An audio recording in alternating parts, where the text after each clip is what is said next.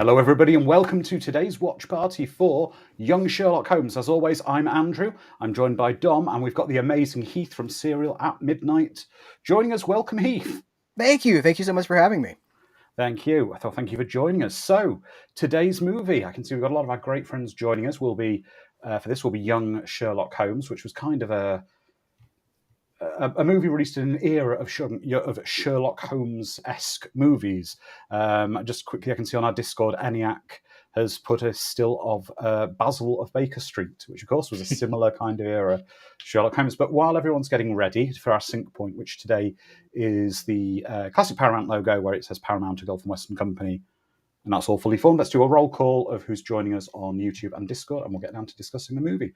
I can see on YouTube we have PC, we have James Hellier, Joshua Nelson, Pepjin, and James Hellier, welcome. And then over on Discord, who's here today? I can see James Hellier again, ENIAC, Lizardman, Sharon, Calbot, Phonic, Brainwire, and M. And a few others joining. Onzi and MadMat42, welcome. I'll say hello to you as I see you anyway. So, Dom, I'm going to skip past you as you've already said this movie passed you by, possibly an age thing. Over to Heath. Heath, when I was telling you about watch parties we had coming up, you said you wanted Young Sherlock Holmes. Why? I just feel like this is a good time for me to see it for the first time. I'm really excited about discovering it. No, I'm just kidding. No, this is one of those movies that I discovered in the early 90s on television, and it made a strong impression. And as we're going to see or talk about over the next hour and 50 minutes or so, this is a really influential movie. And there's a lot of people here that we know from other things. But here in the United States, this movie is not on the radar at all. So this was a good opportunity. And by the way, I do have my trusty 19-year-old DVD copy. I have the same one, and it's got a horrific cover. There's some great artwork for the movie. There's a really great picture of young Sherlock Holmes holding something burning on top of a pyramid. It's wonderful. And it looks like something done... Hold it up if you wouldn't mind, Heath. It literally looks like something done in paint. It looks like a fake movie poster in another movie. Yeah. It is about to get the, I think, the Blu-ray treatment here in just a few weeks. I think January sometime. That's what I heard. It's a bit mixed at the moment whether or not it's going to be a 4K release or not. Yeah. But yeah, this is a tremendous movie. We're going to have a lot of fun watching it. So let's get into it because we've got a lot to go through. It's got quite a long beginning credit sequence. We can talk through quite a bit of that while we're all watching it. So if everybody on the count of 5, 4, 3, 2, 1, press play. Okay. I have to go to the bathroom. Oh no. And again, I would say this has possibly one of the most, a score by one of the most underappreciated composers for these movies, who's Bruce Broughton, who's done some incredible work, but he's not often spoken about in the same breath as John Williams or Alan Silvestri or Jerry Goldsmith, but he does some great work. Look at that shadow work. Yeah. Oh, by the way, this is produced. It's the first feature film with a producer credit from the Fonzie, from Henry Winkler. Nice. No, Sharon, Heath has seen the movie, Sharon. Don't worry, he's joking. Where is that at? I got to go address that. That's on Discord. Does anyone here have a preference to a Sherlock Holmes tale they've read? If you have read any of the Sherlock Holmes books? I will say I'm not... By the way, I am wearing a Sherlock Holmes shirt. Oh, very nice. I forgot to... I just remembered. What was the question? Do you have a preference, a favorite Sherlock Holmes tale? Oh, hello, Bones. Hound of the Baskervilles on cue. Yeah, here's the Hound himself. But yeah, that's mine, I think. There is a book I read when I was younger that has Sherlock Holmes in it. I think Dr. Frankenstein is in it as well, and it's not really about him.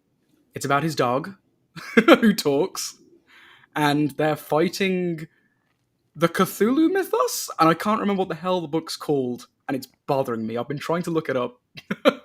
Did Alan Moore write this? This sounds like an Alan Moore Oh, kind of story. There we it's go. it's incredible. I Now- don't think it was Alan Moore. Who's hungry?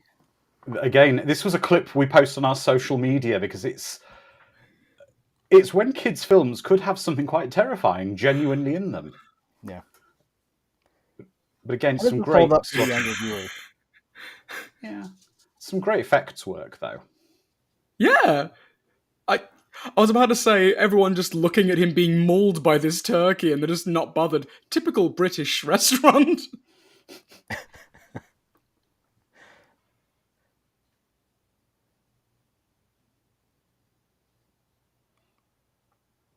I think that's what I love about this is the setting of it is so close to a Christmas. I mean, this film is set around the Christmas period. Dutch angle. You could imagine a Christmas Carol happening 2 streets over. Oh, yes.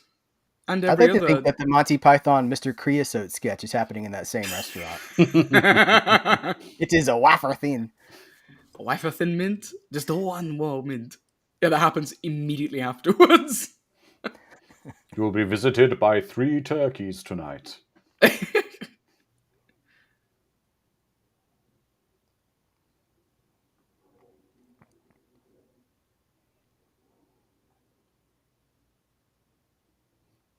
Bobster sounds like the name you give your work colleague called Bob. Like, hey, Bobster, how's it going? Oh, that is a candle and a half. Oh, that's that's gas lamps in the house. Oh. Back in the olden days, Dom, we used to have gas lamps in our homes. Would you say that this character is being gaslighted? Oh. But he kind of is. He is. Oh, dear me. I'll just see myself out. Yeah, that's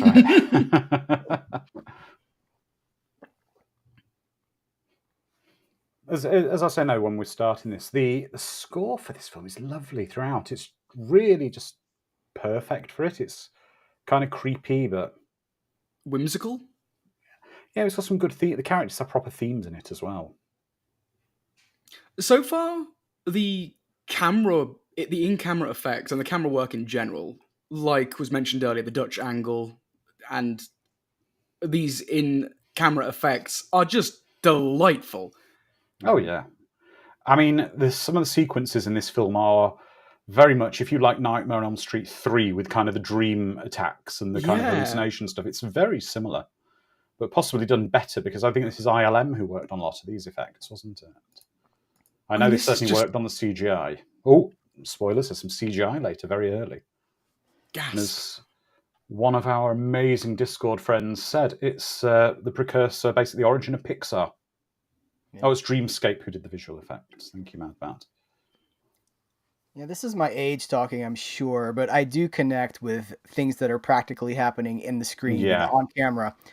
Whether I know that, like, my brain knows that, okay, well, the lamp is not actually attacking him. His dinner is not really poking his eyes out.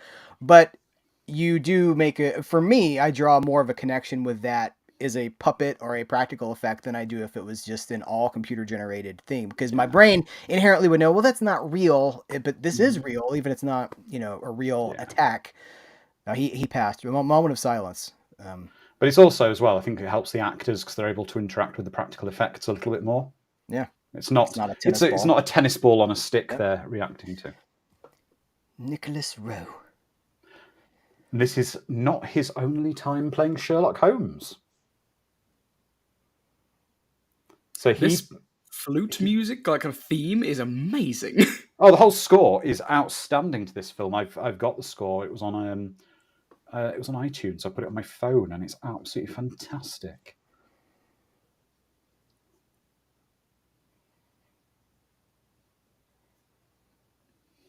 Wow, I miss seeing this amount of credits at the beginning of a film, like having. Yeah, well, we discussed so many that credits. We discussed that last week, actually, referring to Superman movie having a lot, and the reason for the reduction in the credits originally was down to George Lucas because the unionized battle over Star Wars. Thanks a lot, George. Yeah, ruined themes for everyone. But look at those names: Kathleen Kennedy, Not much has changed. Same. The movies change, but the faces stay the same. Yeah. It's true. So, written by Chris Columbus, this does have a very distinct Columbus tone. Yes. Oh, Because without it's a doubt. Christmassy. How has Columbus made so many Christmas movies that are like classics? I don't know. He's a good writer. Oh, I'm sorry. Can we just say this is the perfect Watson narrator? Yes. This is Michael Hordern, who's a legendary British actor. Make me want to. God, it makes me miss pork pies. America doesn't have pork pies. No. We have chicken pot pie, but that's not the same thing. It's not the Not same. at all. You can't get sausage rolls here either. There's no Greggs. There's no Greggs, Andrew. I feel like he's about to go down Diagon Alley. Exactly. It's like Harry Potter. It really is. I think for those of friends joining us for the first time today watching this, I would call this proto Harry Potter, as I have a few times before. You'll find a lot of the sets are very sort of the filming locations are familiar. Characters even seem familiar in their portrayals. You know, I didn't realize until spoilers. I watched this yesterday to kind of prepare and remind myself about the movie. And I didn't realize that this is Brian Cox's son. Yes. And now I just see Brian Cox. You know, like that's You all I can't see is like a unsee him. tiny Brian Cox. Who's I doing think McDonald's commercials here in the USA, which is really surreal to me. Ba, ba, ba, ba, ba. But I do think it's probably worth mentioning another Christmas movie with Brian Cox himself in it that's massively underrated that I recommend everyone watch that isn't like this, which is Long Kiss Goodnight if you've not seen it. Yeah, that's a great one. Finally getting its due, I feel like. Yeah. I saw that one at the theatre when it came out and I was the only one in there. Wow. Yeah, that happened to me a lot at the time too. As we'd see these interesting movies, like I could think of so many, and you're like, why is no one here to see this? And then sometimes they get picked up on later, and then sometimes they don't. Yeah. I saw Austin Powers in an empty theater, and I was convinced it was going to be a failure. Thank goodness I was wrong. I was like, I really enjoyed this movie, but I don't think it's going to work out because nobody went to see it. And then, of course, Yeah. Well, Pepjin says this feels like a Dickens film, which is kind of, it's kind of got that vibe as well. Victorian England.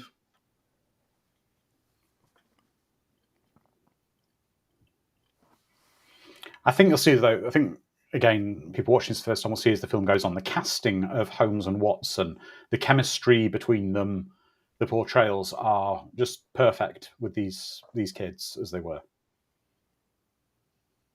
how do the Englishmen in the chat here feel about an American approach to, like, here's the story you never knew, and it's all done with American sensibilities? As a kid, I just loved it because for me it was. I think we said before, it's a young Indiana Jonesy type story, very much in that vibe, and that's what I loved about it.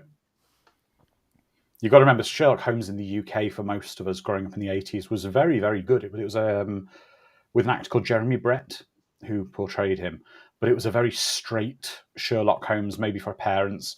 My mother watched it avidly. I found it maybe a little inaccessible at the age. Oh, okay. At the age, okay. Yeah. Now, bear in mind, I would have Those been... are the gold standard. Oh, yeah, but bear in mind, I would have been sort of 7 or 8 years old, so it was... You kids with your rock music, like Sherlock Holmes with he needs to have like a boombox or something. Yeah. Yeah, it had to be hip. Yeah. Pull your pants up, Sherlock. You're a troublemaker. You can't tell me what to do, man. Yeah. I'm gonna go smoke my pipe.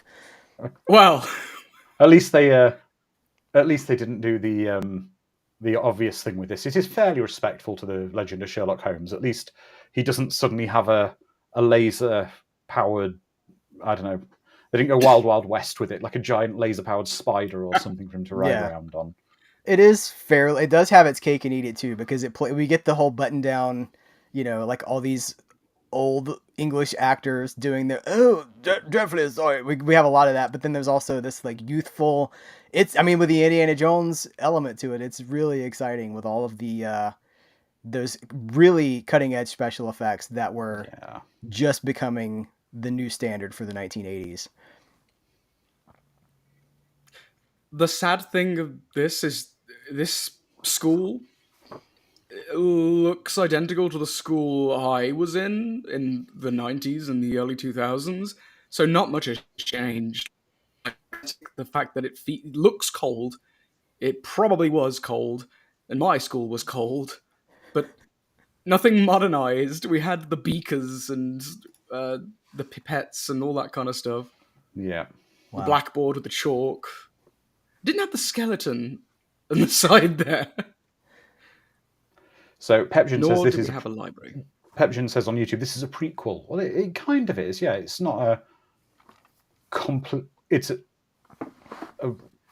respectful prequel. It's not a sort of a canonized one.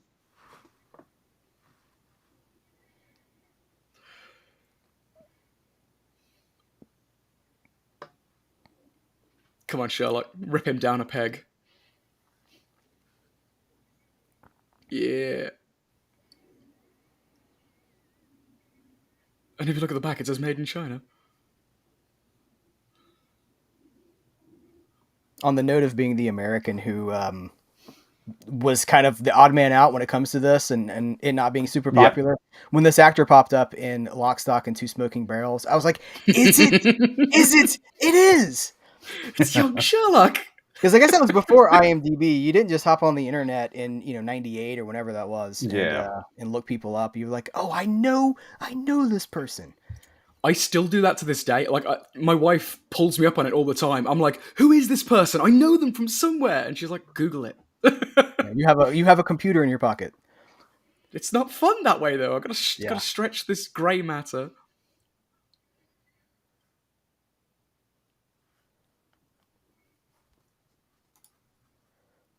I can't help but be endeared to this Sherlock Holmes, even though all we've seen him do so far is berate a kid. Yes, But he deserves that's exactly it. what should happen. He's a little brat who was trying to show off by being rich. Is this how Watson gets a limp in this universe? No. I gotta tell you, I do hate that. I hate when people when movies like when they're like, "Here's how Nick Fury got the eye patch." I'm like, no, don't do that. And you never knew it, but Chewbacca and Yoda knew each other all along. Like, stop it. Let me have some mystery. Oh, I love the fact it's got a crazy old mentor who's screaming from the rafters at children. Yeah, he used to be the sort of the headmaster of that school. And they just let him stay on because he's insane. Mm-hmm. Nobody wants to control. Is that how it works? Yes. You get tenure by being crazy? Oh, actually, I think that's pretty close to it, yeah.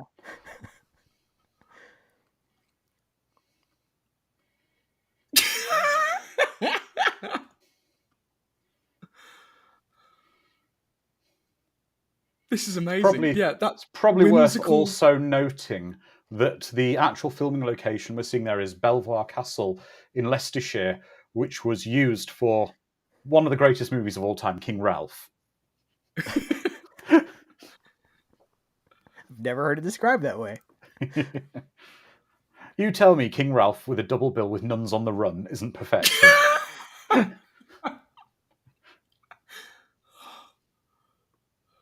He did, exactly, Lizman. He made Da Vinci's sketches work. Mm-hmm.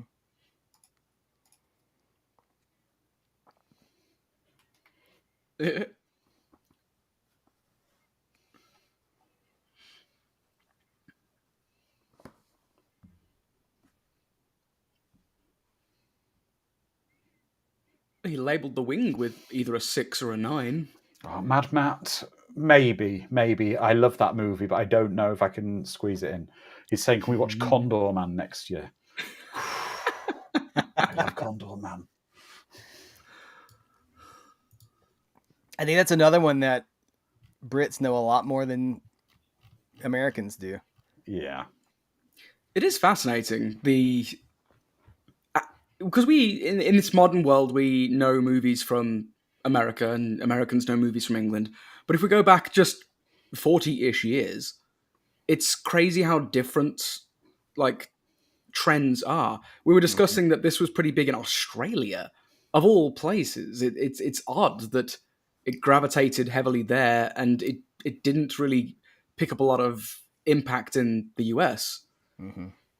But you've got to remember, And the back US then, is in movies were more regional releases than worldwide releases, because we had these huge Yeah. release windows, didn't we? Because now the latest Avengers movie or whatnot comes out and it's released midnight worldwide, basically Yeah, everywhere at the same simultaneously. time. But for example, a big one would be E.T. That E.T. was released a long time before in America, before it came out in the UK. Wish it never bloody come out. It's a in the lovely film, Andrew. It's a UK. lovely E.T. film. I hate E.T. Are we about to get diverted? No, ET I'll stay off the E.T. run. Rats. It's a brutal film, isn't it? That's all I'll say. Is it's Yeah. really brutal. Traumatizing children.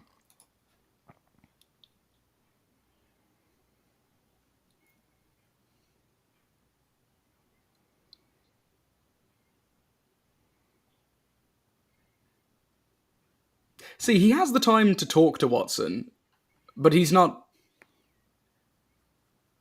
a dick about it, about saying I No. want to learn. He has that way about him of I'm better, but he doesn't belittle unless they deserve it. Yeah, he seems more frustrated when people don't understand things like he does than Yeah. disdainful or, openly hostile about it. Which is accurate to the character. Yeah. Because Sherlock Holmes operates on such a different level. It's like being forced to censor yourself. Why are there so many deer trophies on an incredibly empty wall? There's also a pommel horse there, so I wonder if this is a double. This is a class, school gym. No, yeah, well, I think it's the school gym. I think you learn fencing, and you possibly also learn Jim Carter there. That's what the pommel Jim horse Carter, is yeah. Every time we see a pommel horse, Jim Carter's going to come up. Well, as we know, every Eastern European city has a pommel horse in the middle. On the off chance that Jim Carter needs to be practiced. There we go. But Sharon's saying he brings the same cockiness and self-assuredness you expect from Sherlock. He does. He's an excellent Sherlock as sort of a young... Calbot with Jim Carter. One day I want to do a Jim Carter watch party. I don't know under what guise we'll do it, but we will do one. April Fools. Okay, come on. How can you not see Harry Potter here? Yeah, but this, to be fair, Harry Potter lifted that from British society, because that's what school dining halls were like back then in the UK. I can't remember. It had been civilized when I was born, so I didn't know. I didn't have boarding school candlelit dinners of gruel? Soup? Oxtail soup, by the looks of it. Authors don't make money.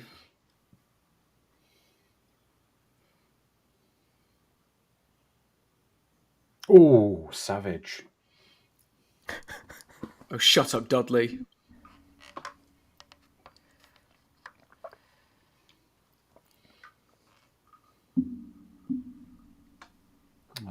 Oh. And that's his greatest tragedy.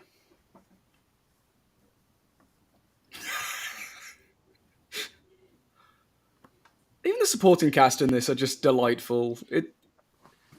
It's hokey, sure, but it's a period piece. You have to play it hokey. And I like Uncas the dog. Uncas? The dog's called Uncas? He's called Uncas, yes. Aw. Send him to the pound. Spoilers. I'm sorry, what ghoul in the night is Uncas chasing? Ah, well, to be fair, it's someone in a very creepy hood. Who leapt up a wall? It's Dracula. It's Spring-Heeled Jack. Yeah. Oh, no. That's what the pommel horse was for. They've been practicing their gymnastics for wall vaulting. Ah.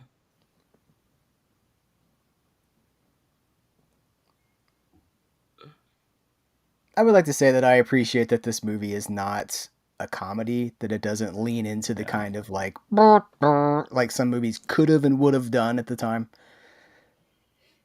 The thing about Amblin films, the last time I was here, it was for an Amblin film as well. No, last time you came was Megaforce. Time before. Oh, that's right. It was 2 times ago. Batteries. 2 times ago. They Spielberg and co. really give you credit. They would give younger audiences credit. Yeah. Yes. To be able to, not lose their minds at real peril.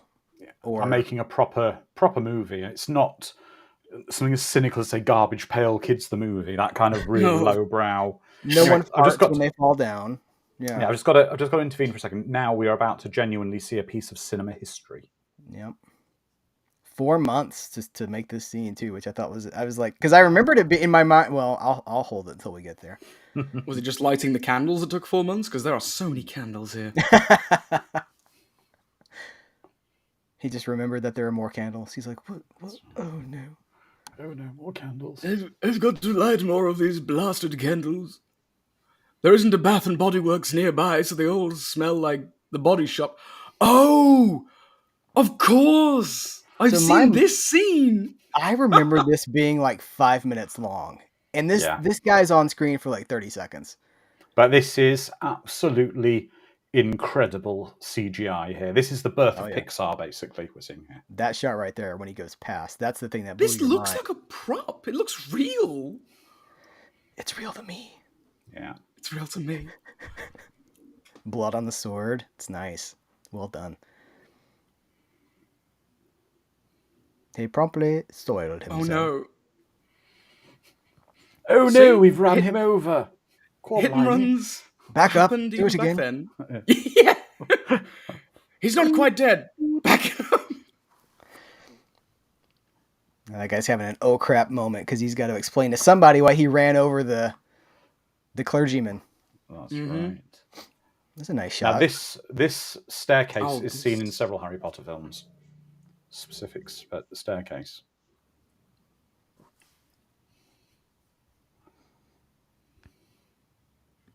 This is one of the things I still miss, like creative shots, looking down and going into a spiraling staircase. Just a little bit of motion to the camera. So many films today are so static. Like this, just a panning shot, and it adds a lot of motion and depth to the camera. You feel like an observer.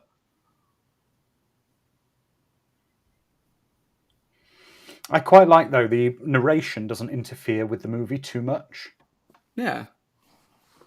It doesn't explain what we've seen. It's, Blade Runner style where hammer home the points that the audience doesn't get.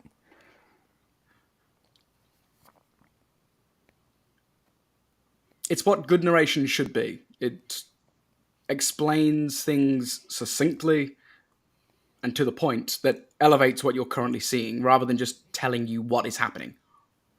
All my life, I wanted to be a gangster. That's right.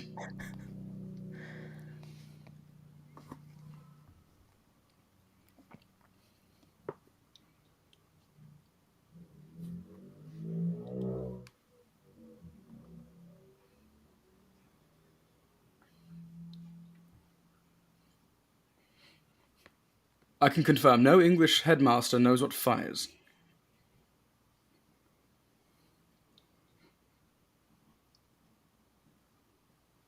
A whole guinea? A whole guinea. Pish posh, Andrew. That stuff's lost on me. Anytime we get into guineas and farthings and all kinds of stuff, I'm just like, I don't know.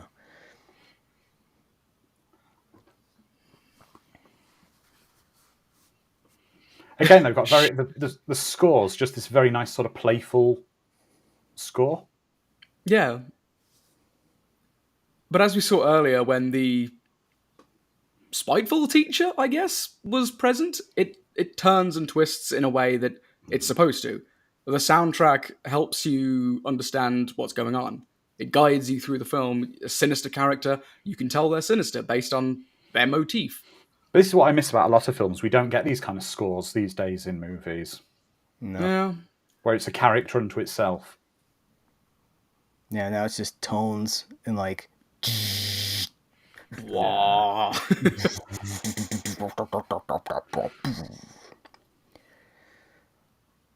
the sounds of Transformers. This is the part where we just descend into sound effects. Ladies and gentlemen, Michael Winslow. If only. Walk of shame. So I have a question about, like, you guys were talking about this school and how it feels similar to the schooling experience that you guys had. So No, how for many? Dom, not for me. Mine was Not for you. Okay, you went to school with 12 people, right? no. My secondary school was about 1,200 people, but it looked very much like there's a British show called Grange Hill, which I don't know if you're Oh. aware of, and it looked very much like Grange Hill, my school. Well, my question was going to be, so how many of these schools are there? Would you have had to travel far away to get to such a school? Because they're awfully big. Depends on where you live. In big Exactly. cities like London and Birmingham,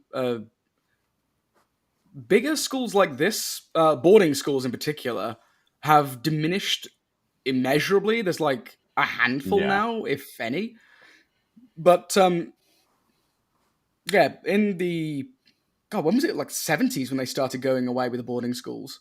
Yeah. Then boarding schools are nowhere near as common with the state school, No. the changes to the state schools in sort of the late 70s, 80s. The buildings, however, remained, and a lot of them did become academies or schools. Yeah.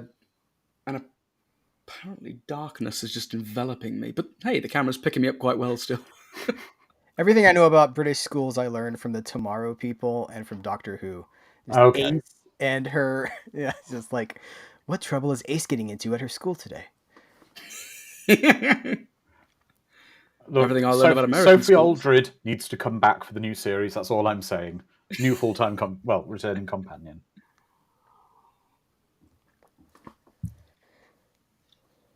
We've got a couple of comments here from Pepjin saying he gets some Hook vibes from bits of this, maybe from the score, possibly. Yeah, I hear it's it. got that same magical whimsy. Well, the Dickensian thing too, I'll say. Like, this guy feels kind of like a Never Neverland character, this adventure character. I could see him being on, maybe on Hook's ship. He When was the strikes last you time as we had an old mentor character that was fun? Professor Wax Flatter in this movie.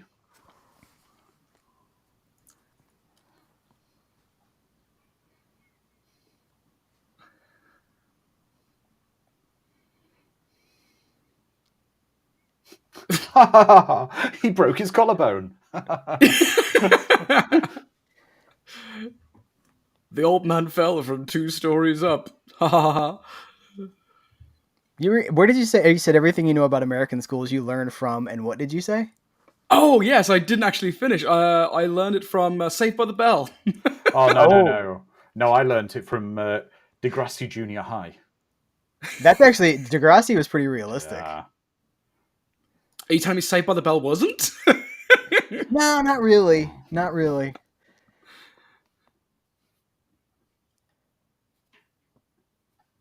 They were good kids.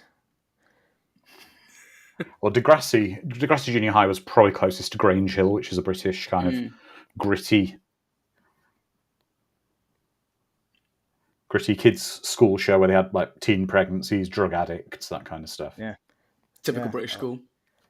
I remember when that character decided that she was like, I'm going to keep my baby, because they're Canadian, so she's like, I'm going to keep my baby. And I was like, oh man, this just got real. Yeah.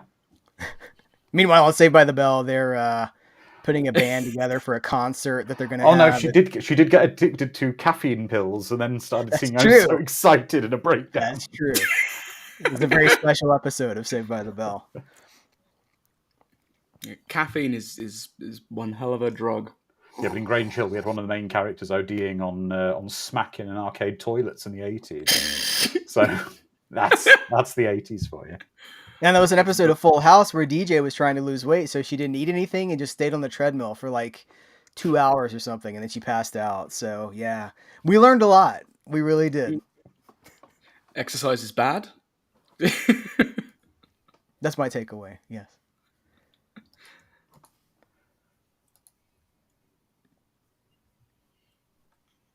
Again, though, the actor Roger Ashton Griffiths, who's playing Lestrade here, he's very good in the role. He's one of those that guy British actors who's just Yes. in. I was about to say that. I was scratching my head again, being like, I've seen you somewhere, everywhere. Everywhere. Unfortunately, he was in one of the only movies I've ever walked out of seeing at the theatre, which, considering my affection for Disney, is quite incredible. I walked out of Christopher Robin. Oh. We just were watching it and we just looked at each other and said, I can't take anymore. It's just that nothing's going on. Every other line is silly old bear. And it was like, no, Silly old bear. Ooh.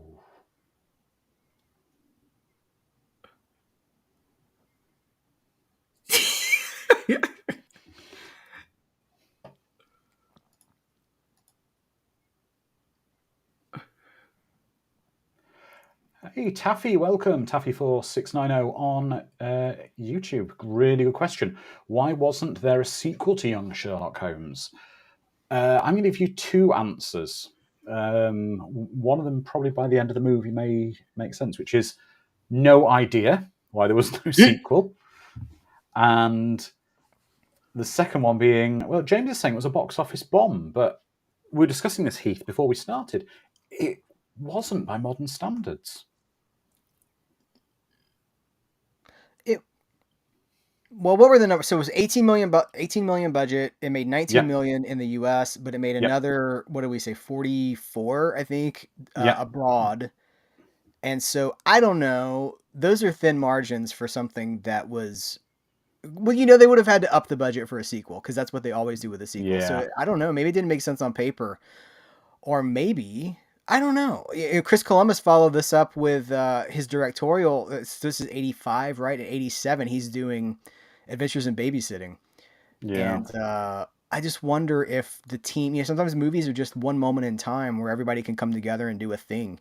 And then they're off on other projects. Yeah, I mean, this was just, he wrote this, basically this was, he wrote Gremlins, Goonies, and then this. So, I mean, he was on a roll. Yeah. Let's get him on the phone. Yeah, Chris Columbus. And now we've got it's time. ENIAC posting a picture from, again, Basil of Baker Street, which was another kind of pseudo Sherlock Holmes movie. It was happening. It was a thing that was happening. Boy, I loved Basil of Baker Street when I was a kid. Yeah. Petron saying, I think it's mind-blowing. He's never... So one of our YouTube friends is saying they've never seen this one. He thinks it's mind-blowing. And it's one of these movies for a lot of people. Tell your friends about this. You know what, ENIAC? You're saying make a sequel now would work. I think this could be a great Disney Plus, Netflixy, big budget series. But I don't know if The Young Adventures of Sherlock Holmes. Yeah.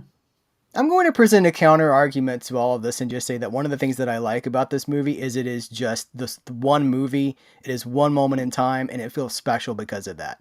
There are no diminished returns. It didn't get watered down later. It's just this pure thing that if you There's can an find alternate. it, yeah. I agree with you. There's an alternate universe where there were sequels and there are bad sequels. And they're saying, I wish it was only one movie.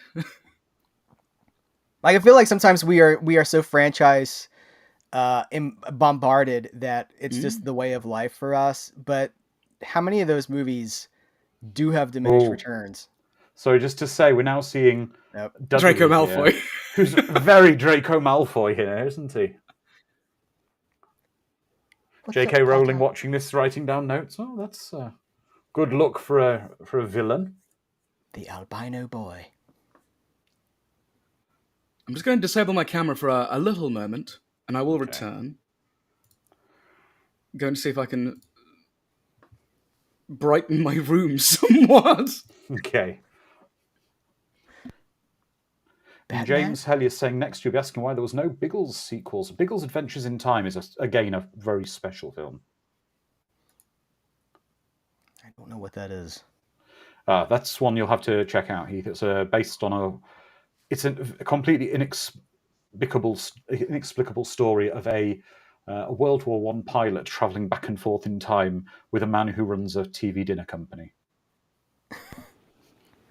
It makes sense. Eric saying it's pretty obvious J.K. Rowling watched this movie and used a lot of it for Harry Potter. This and Troll. Oh.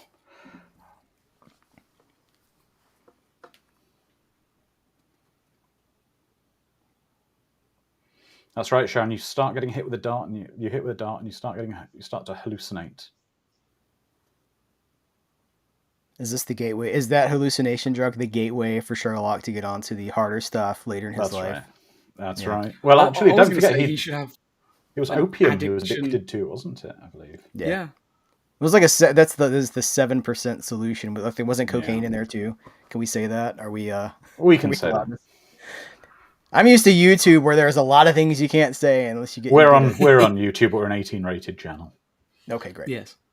Cocaine. Oh, this is just again some lovely stop motion we're seeing there. That's beautiful. Where are these stores nowadays with ancient cursed artifacts that you can just pick up on Victorian street corners? Or a clock that's a coffin? I want that clock. Yeah, like an old curiosity shop with cursed objects. There's a Rick and Morty episode about that, but there's an Amicus film about that where Peter Cushing is the shop owner and every object that people buy has this... Is that Needful Things? Again, though... Similar thing, yeah. Calbot saying he shouldn't have gone shopping in Diagon Alley. This is very similar to a lot of the Diagon Alley, especially one of the shops in Diagon Alley, isn't it? The wand shop is next door. Yeah. But it's Chris Columbus, and I guess that it comes with well, Chris Columbus didn't direct this, but he wrote it, and so he knows there's a tone. There's just a tone. It's like all of John Williams' scores, they're different, but they all kind of sound like a John Williams score. Yeah. We all are limited to a certain set of building blocks, I believe. Because I read the Harry Potter books, but I visualized them a little bit differently than what was brought to the screen. It's a very distinct, I think that's Chris Columbus. I think so. I think he was the architect of that world, wasn't he? Mm-hmm. And James Hellier is saying the 7% Solution is a great film. It's Nicholas Meyer, right? Underrated director.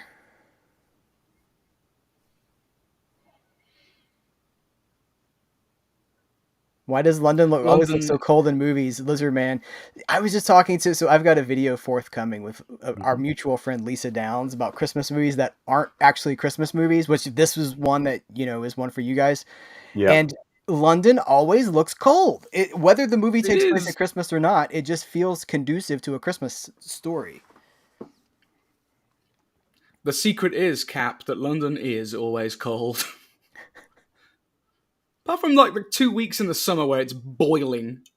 I was going to say, it was pretty warm last year, right? There's London is either stifling hot or freezing cold. Or freezing. It's binary. And for those who've not been to London, I'm going to let you into a little secret about the Tube, the famous London Underground. And it's terrifying. It's called Black Snot. Right.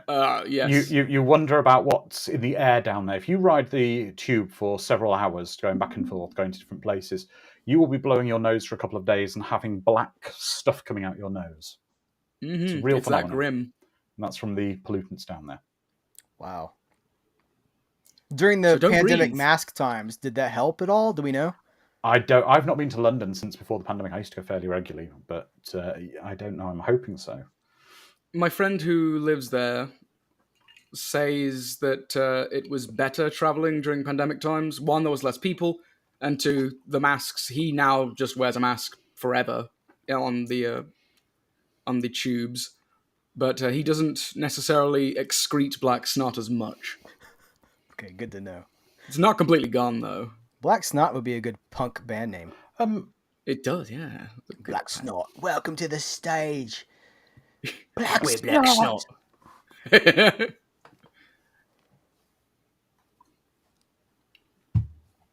Batman, why are you just appearing in houses now?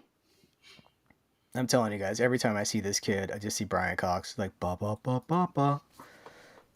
Does anyone else know the McDonald's commercials I'm talking about? Not in the UK. Not in the UK, sadly. But I'm sure See they're if American. see if you can find him on YouTube. Like Brian Cox is the voice of McDonald's right now, which is the most surreal thing. It's like, it's breakfast in the morning, and you have an egg McMuffin with a bit of ba ba ba ba ba. I just have the jingle. It's people in the Discord chat. Back me up. Do you guys know what I'm talking about? They're still talking about Black Snot. Oh my God, Dick Van Dyke. They still are, yeah.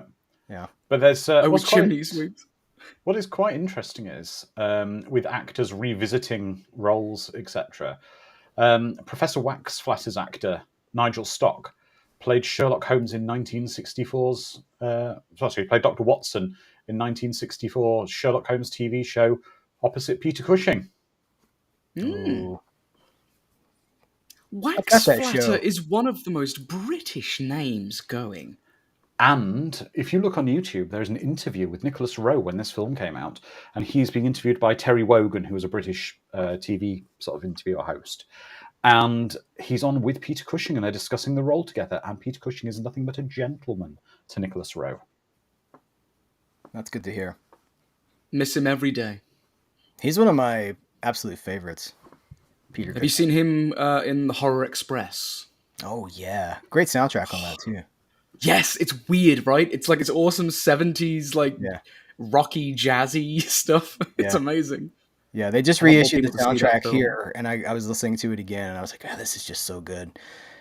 And that movie's great. Like, they go wake up. It's like halfway through the movie, it's like, oh, Telly Savalas is in this now. Yes! It's good stuff. And I think that's one of the movies where Christopher Lee and Peter Cushing are not antagonists either, if memory serves. They're kind of together. Friends, yeah. Which is I've also got to say, if anyone hasn't seen it, I recommend you check on YouTube. There's a fake trailer or TV credits someone's put together for the Van Helsing Mysteries. Oh, there's a 70s TV show. Have you not seen that clip? I haven't. No, but I'm guessing it's edited. Peter Cushing and Christopher Lee are there.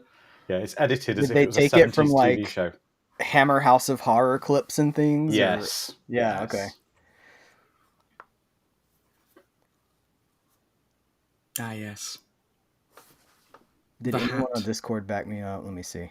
Put the hat on. No. Now I have a mission to go find McDonald's clips. Just so people believe me. Watson does look like, Harry Potter.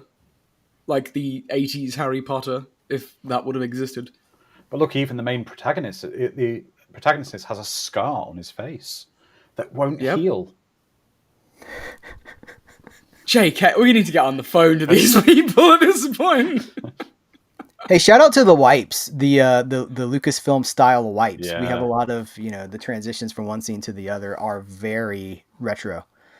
I'm also terrified by the fact that butcher is cutting meat just on a street corner on a little hut and has a live cow chained to his wooden trolley in the street. Oh, that's just Bessie. She's there for the milk. The freshly squeezed milk. See if we can find Hagrid. Yeah. Look at all the haunted dolls in that. At Ingle's Curio Shop to get the Cloak of Invisibility. So I believe this is the actor that plays Duncan in Robin Hood Prince of Thieves, which is one of my favorite movies. Yeah. Yeah. I don't see him a lot, or in older movies like this. So he's a very specific type. Peter Cushing again. And I hope that's a contact. Peter Cushing. I hope that is. Oh yeah.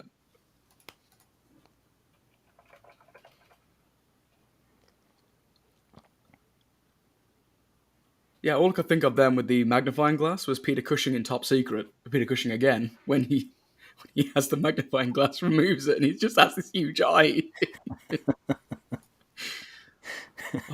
Walter Sparrow is the actor's name. What a name! Walter Sparrow.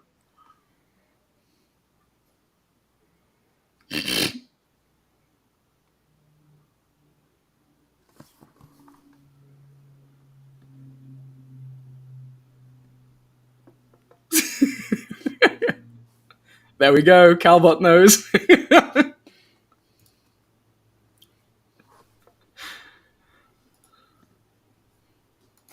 I used to work with a guy who vaped, but he had a vaping Sherlock Holmes pipe. I can't tell if that's amazing or cringy. I don't know, both. but at the time there were no rules about vaping in the office at work, and you'd be in a meeting room with him, and he'd be sat there like that, pointing things out, accentuating points with his Sherlock Holmes pipe. That's the point of a pipe, isn't it? To dramatically emphasize and point at The things. gesture, yes. Yeah. I do say. To clamp down. Andrew, your tea keeps refilling itself. I can't help Tea? but notice. Is Is it that tea? whatever that is? Oh, my soda. I'm drinking. Is that soda? Okay. Yeah, I'm drinking. Looks like Iron Brew. It is Iron Brew. Iron Brew. What is that? Oh God, trying to explain Iron Brew to you. It's the Scottish. Unexplainable. It's the Scottish national soda. It's what you get when Well, you crush enough up said. girders to the point of being liquid, and then you drink it. It's. I can't describe the taste to you, but if you go to a Is it store, made of shortbread? Sorry. no, but it doesn't taste of orange. It doesn't taste like any other soda. If you see it in a store, buy some, and it's a great taste. Is it highly caffeinated? I believe it is caffeinated. But what makes it iron is what I'm wondering. Steel girders.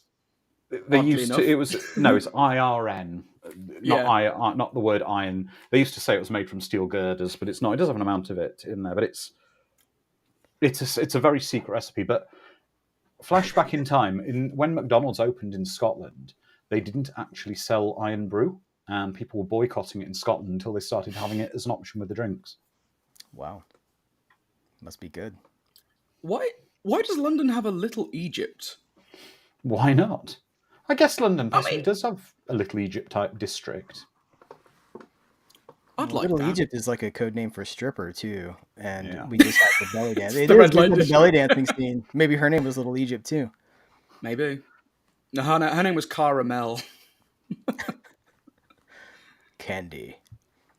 with an I. Mm-hmm. I do find it brilliant though about when you do visit big cities, particularly as I don't live in a proper big city. Is you do get these areas where they are little districts of other countries within them, and they're quite interesting to go to.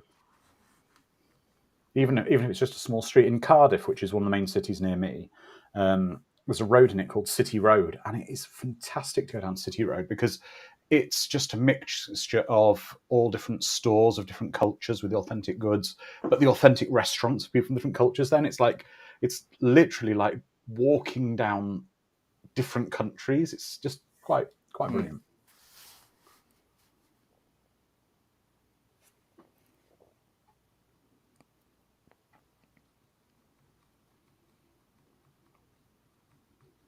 We have to Of get course. past a 3-headed dog to get to the murderer. Don't forget, though, that she is the daughter of a very famous actor. That's Sophie Ward.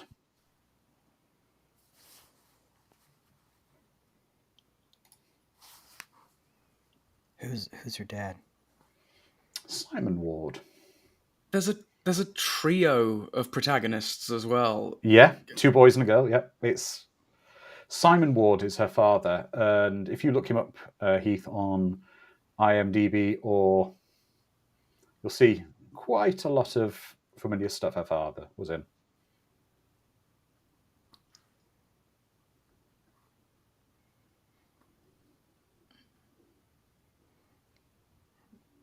Is Nicholas Rowe, that's his name, right?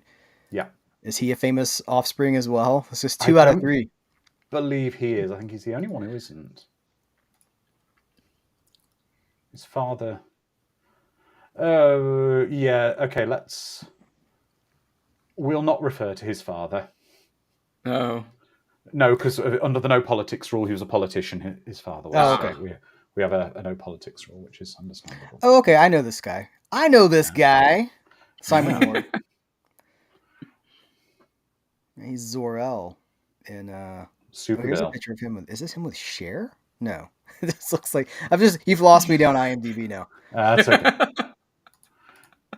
I was amazed and quite saddened to hear that Cher tweeted her mother had died, but equally I was thinking, did the freezer fail? Or I mean, Cher's not exactly a spring chicken herself. No. Sharon, you would have seen him as Supergirl's father briefly cameoing in Supergirl. Let me watch Supergirl. Yeah, also Frankenstein Must Be Cobweb Destroyed Store. for Hammer film fans. And the 3 and the 4 Musketeers, which have never really caught on in America, but I know those of us who have seen them enjoy them. Yeah. All right, I'm up to speed now. Onzi, we're just going up to 53 minutes and about 10 seconds by the time you get queued up. As we tend to say, but I'll bring it up once again, an hour has flown by. This film's pacing is snappy. Oh, yeah.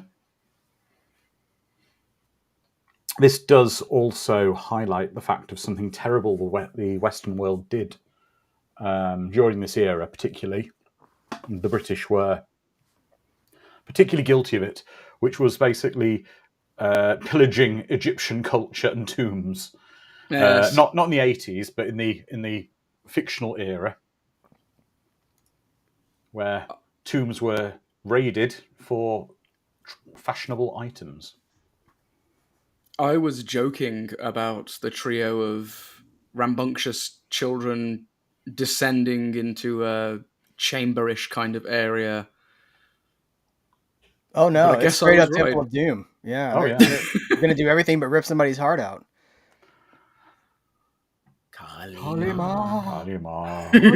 All of us did it. Om Nam Shivaya, Om Nam Shivaya, Om Nam Shivaya. So many cobwebs. You gotta tap those stones in the right order. That's right. Yep. They have some chilled monkey brains.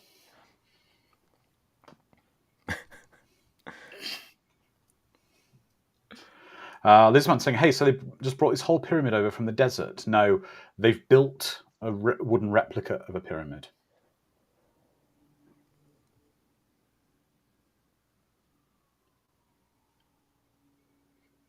I would say they've got some impressive lighting on those eyes, specifically aimed that way. And here we enter now the Temple of Doom. I mean, this is straight up. Even the perspective of like looking down at the the gathering of Doom. But it's also this is where the whole international title from the movie comes from: Sherlock Holmes and the young Sherlock Holmes and the Pyramid of Fear, because it was about battling the. It feels like George Lucas should have had a creative hand in this, but I don't suppose he really did. You never know. Maybe Steven... wasn't he partial owner of Pixar at this point, or wasn't there some? He would have been connected with Pixar because Pixar was part of Lucasfilm at the time, wasn't it? He would have been financially involved, but not creatively involved, I suppose. Yeah. Well, I'm sure Steven, being a close friend of his, maybe said something to him. He's like, hey, Steve, I feel like that Sherlock movie should have like an Indiana Jones title. He's like, see what I can do, George. You ever thought about maybe like a couple of robots that they hang out with and have like a big one and a little one? I know it isn't, but that looks remarkably like a young Heather Graham from License to Drive era. It does. I see it.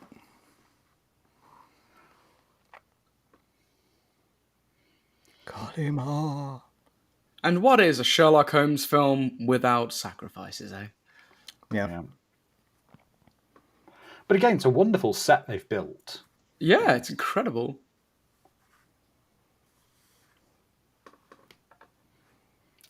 I'd be so eager to pull pair Yes. of those guards, giving a little yank at the back.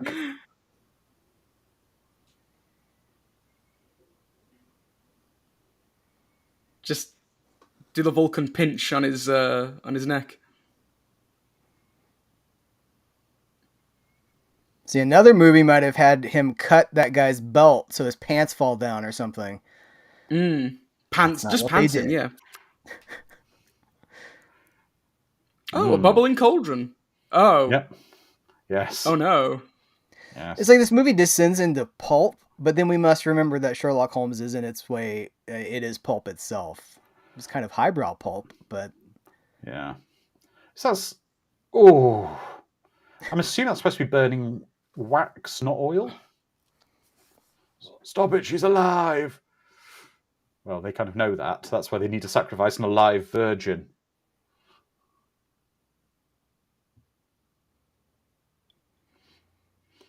Everybody, get out your bendy sword and chase them. Your bendy plastic sword. But again, Yeah, we've got you'd be this surprised. great score again. It's phenomenal. You'd be surprised how often Cthulhu and Sherlock Holmes cross paths. Neil Gaiman did a study of Emerald, I believe it's called, the short story that he wrote, where Sherlock Holmes investigates a Cthulian mystery. It's just great. The way it's shot, the feeling of the whole thing. well, what's nice is these shots are long enough that we know where we're at, and they're not it's not that Bourne Identity really close action kind of a thing. Everything has it. Like, look at these set. I mean, this is beautiful set making, right? Set design. Yeah. We have a sense of place. We know where they're at. We're following the action. I feel like we've gotten kind of far from that lately. Yeah. But I like this. No, it is great. Anyone who's dabbled in filmmaking, try shooting a chase sequence without making it look either boring or completely incomprehensible. It's not that easy. But Chris Columbus does it very well. Look at Home Alone, look at this, look at the Harry Potter movies that he did. All with chase scenes, and they're all very good. Well, they don't distract you. They don't make you think, this is a terrible chase scene. Like a good bass player in a band, you can always see when something is bad, but noticing when something is good is slightly more difficult to see. Well, Lizardman says, so the warehouse is right next to the cemetery. How very convenient for a cult with fear darts. Oh, this is very Evil Dead. Yeah. This is my boomstick. But again, if we go back to the Harry Potter movies, especially the Chris Columbus ones, this is almost Forbidden Forest kind of the way it's. Oh. When this film gets dark and nightmarish, it really does.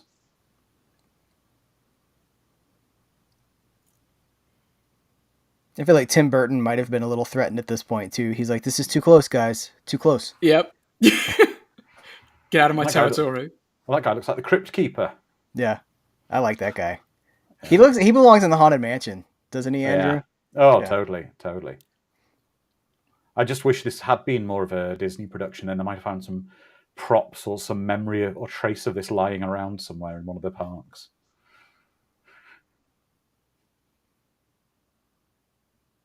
That's what's great about the Jock Lindsay restaurant. It's just so much Indiana Jones props and stuff sat in there. Mm-hmm. And they do the best chicken wings in all of Disney World. So. Oh, that's just my pet snake, Reggie.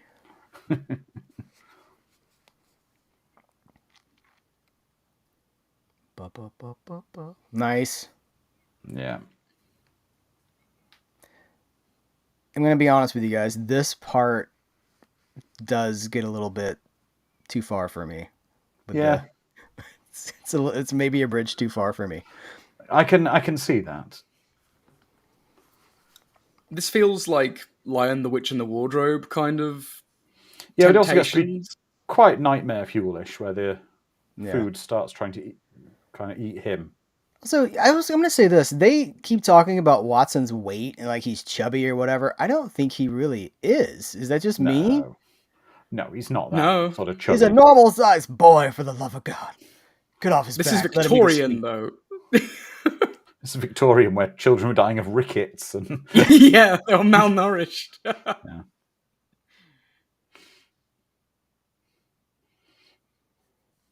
I can This is a see Homer though why Simpson people treatment, would isn't be scared of this though.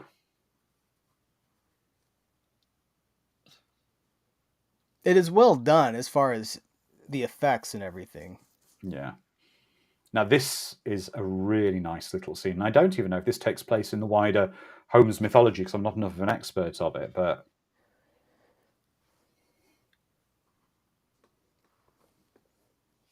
That was a neat transition. What I appreciate about this scene is the way that it's shot.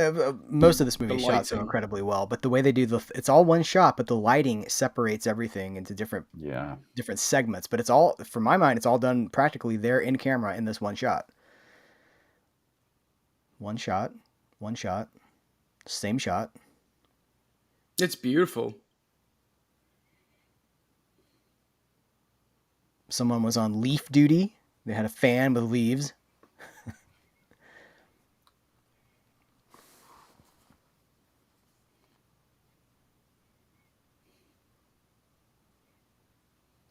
Caught Papa cheating, eh? I don't know. Well, we don't know what he did. I mean, we don't know if he was we don't know if he was burying kids in the back garden or something. You know, we don't. I don't know. I mean, unfortunately, I don't know enough about the Sherlock Holmes mythos to know if that was sort of a real thing that happened. But if not, it's quite a nice little. Lizard Man just showed a picture of food fighters that I had completely forgotten about. I think I had maybe one of those.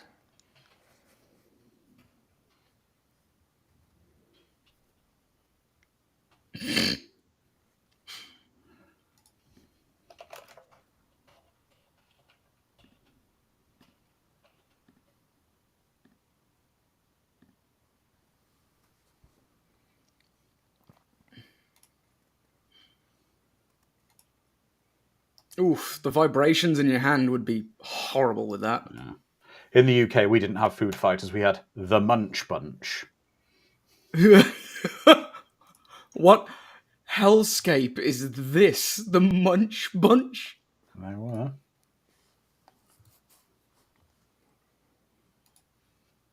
Ah, the kindly gravekeeper, eh?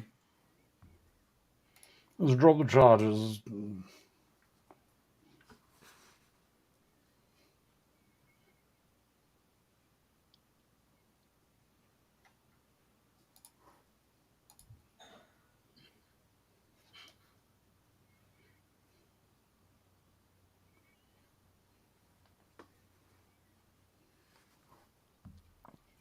We should mention that this movie is directed by Barry Levinson, who did Yeah.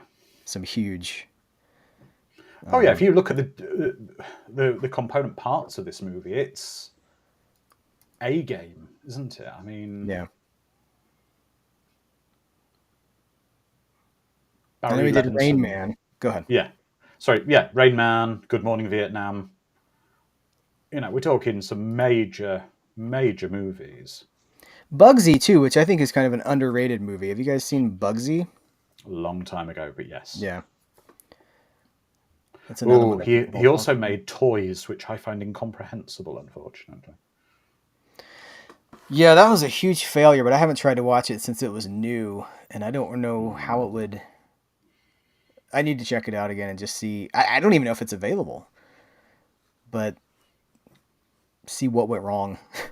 Yeah. We're also seeing, but it's also worth noting that this movie was nominated for an Academy Award for its visual effects. Understandably so. And it's also worth, as well, if you can get the expanded soundtrack, there's so much score to this movie. It's 2 discs and 34 tracks.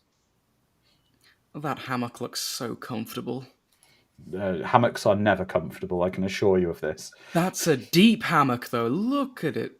Yeah, it just means you fall all the more.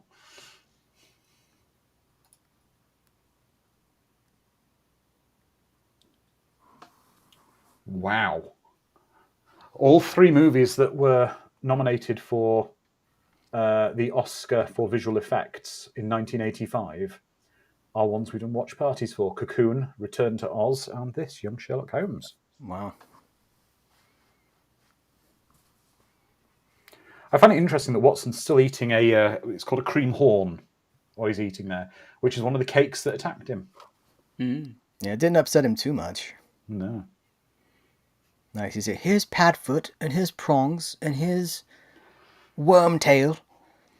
Yeah, Ooh, they look, call there's them like these mischief incredibly Dickensian names. They definitely Whatever do. happened to those families in England, like Pixelbottom and all these great families that exist now? It's just like Dalton and Wallace. That sounds like a detective series, actually. Dalton and Wallace. It does. I like to think it's like a late 70s kind of. Yeah. Damn it, Or Dalton. maybe and early Wallace, 80s, mayors up my ass. like the British show Dempsey and Makepeace. Would you guys be gritty like the Sweeney, or would you be more Would be bumbling? Saturday. It's kind of Saturday night, kind of a bit gritty but a bit goofy, you know. I think, yeah. Not the Sweeney. I'm thinking with the veil of 80s depression as well. Let's be honest.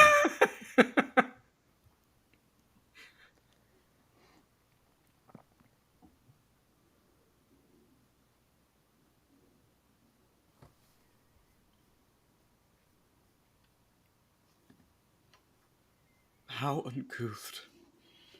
Did you expose your ankles to them?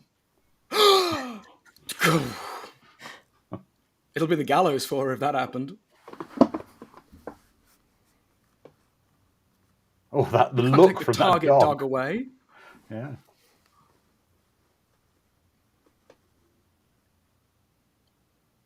He's a frustratingly handsome man. Well, he actually played Sherlock Holmes. We were just discussing before the watch party started. He's played Sherlock Holmes in a TV movie in 1993. I assume all British actors do at some point play Sherlock. Yes. Play Sherlock Holmes, yeah. It's obligatory. Mm. However, Sherlock Holmes, Doctor Who, or James Bond. or the Or Bill. all three. Or the Bill. The Bill or Casualty as well, which I don't know if you'd know about those, Heath. They're British TV shows. I do that know run for about years. Oh, you know Yeah. of them.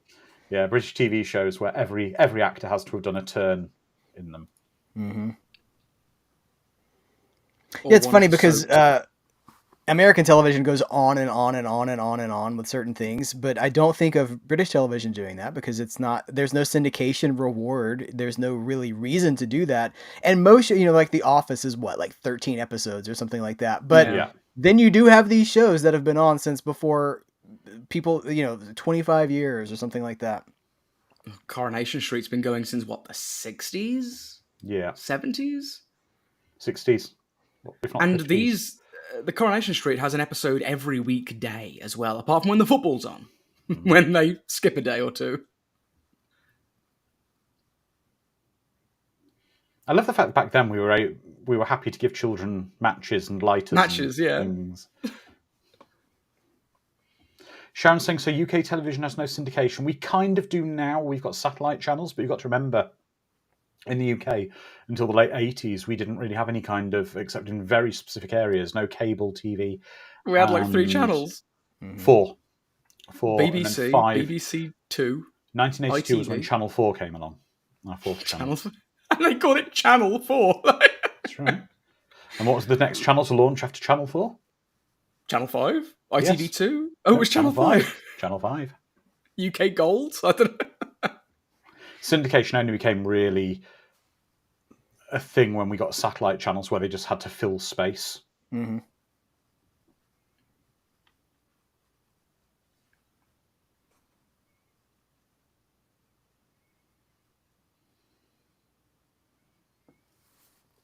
What is the purpose of that window? To allow light Escape. into the room. To open it, though? Why? To allow airflow. Fair. Yeah, I've been in old buildings like that, yeah. Can't air flow through the crack in the door? Is that airtight? I guess to keep the cold out, you wouldn't do that, I suppose. You'd put like wind jammers and stuff. Is that a cannon? It is!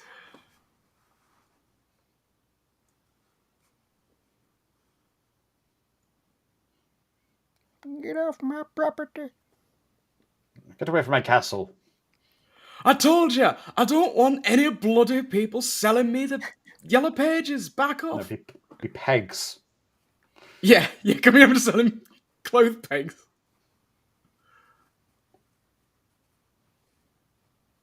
Do you guys have Jehovah's Witnesses there? Ooh. Yeah. Okay, we won't get too into religion. You don't have to be offensive about it. It was just a yes or no question. No, I will say they have taken to writing. Now they don't come door to door here. They write me handwritten letters. In a way, So that's they've got- more polite because it's less don't- in your face. Mm. You can just go, thank you. Toss. No, they send them in the post. They pay Yeah. for the post and deliver them. It's a little creepy. Yeah, that's creepy in a different way.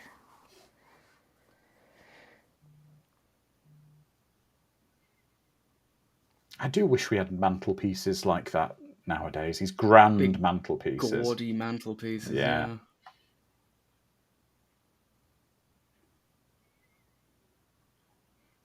In other words, we could oppress the natives and take their treasures as our own. Instead of the French. This is the most decadent, living space I've ever seen. Velour curtains, Gold everywhere. gold brass, everywhere. rich I'm sorry, mahogany. a tapestry behind them. But I suppose of the era, this was your super posh modern. Yeah.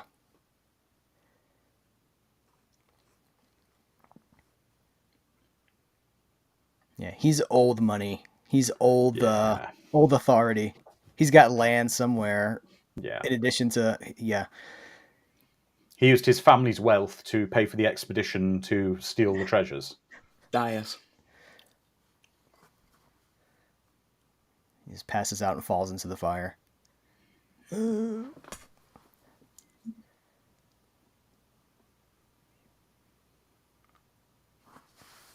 Can see right up his nose.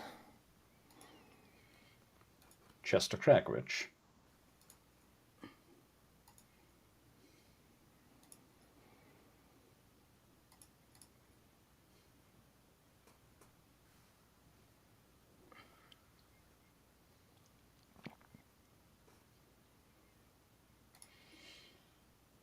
We do know who that is, though. That's Freddie Jones, who was a legendary British actor who would be known from a film. In fact, that's a strong few films next to each other. Before this, he was a voice in The Black Cauldron, which is a great movie. Ah, yes. But before that, he was Thurfir Hawat in Dune. Mm. Thank you. Mad Matt got it.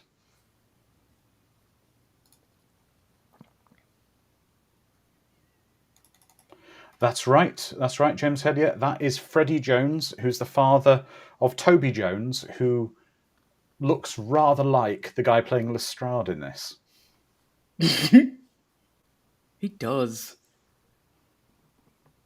And of course, Toby Jones being his son, who was a major part of the Harry Potter franchise. He was. Everything comes full circle.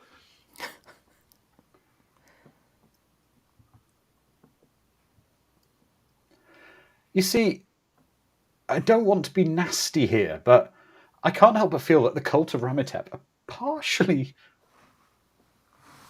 justified in their Justified? actions. Give us back our stuff. You desecrated our temples, our tombs, killed our people. Yeah, so now it's just ramifications. Your actions have consequences. Isn't that kind of a thing that was really happening? Didn't I read something about a few years ago the British Museum was being challenged because they had so many artifacts that were taken without, the thing that we're talking about, just ransacking tombs and taking this in the name of the British Empire. And then, the other cultures that had been taken from were like, well, hold on a second. You should give that back. But under finders keepers law, they are. James Helly says, "I'll be returning the Elgin marbles next." Oh, Tiger rug. There we go. Light tap with the butt of a revolver. it always knocks you out. It's just like a turn off button. This is mine. This is mine. Oh, this is mine.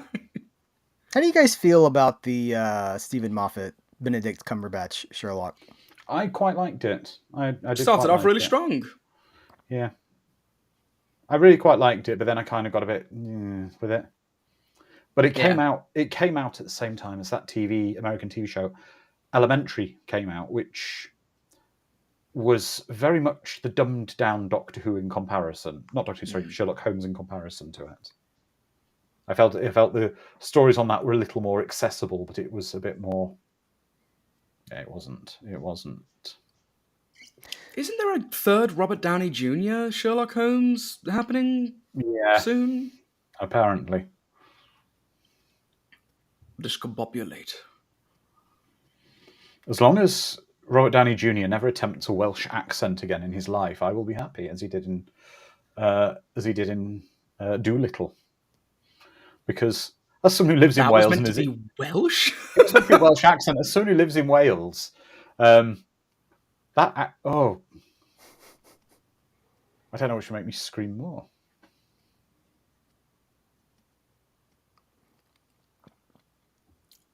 Oh no, he's doing the evil voice. He's doing the evil voice. A little.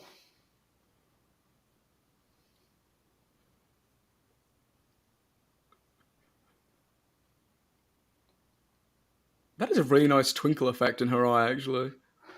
But I love movie hypnotism. I know, where it's completely weird. Impossible, where you can just you can literally go wave something in their face and then say, "Right, you're under my power now, and you'll do everything I say." Very Temple of Doom. Yeah. Mm-hmm. Oh, this painting.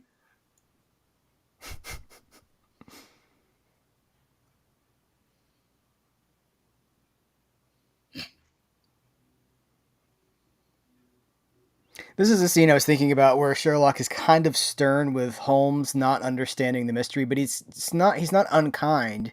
No. He's just kind of exasperated. It's a good performance. Well, we'll get to it.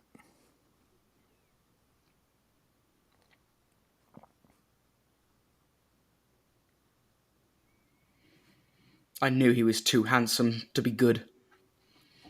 I do have to say, if ever I had to have a walking stick and it was permitted, I want a sword cane. Of course! Who doesn't?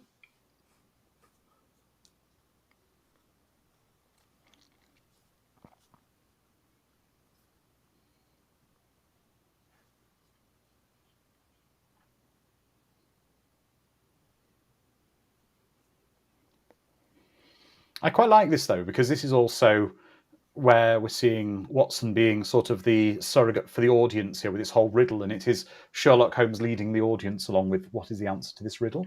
Mm-hmm.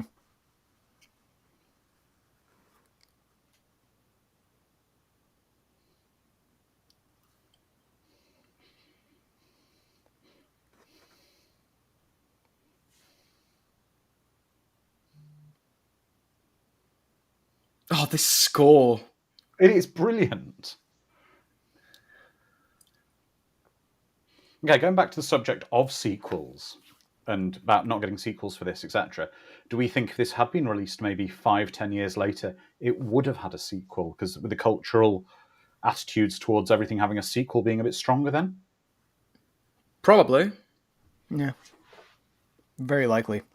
Because we talked about the Young Indiana Jones Chronicles, and that was the early 90s, so it was a little bit after. Things were just set up differently a little bit later.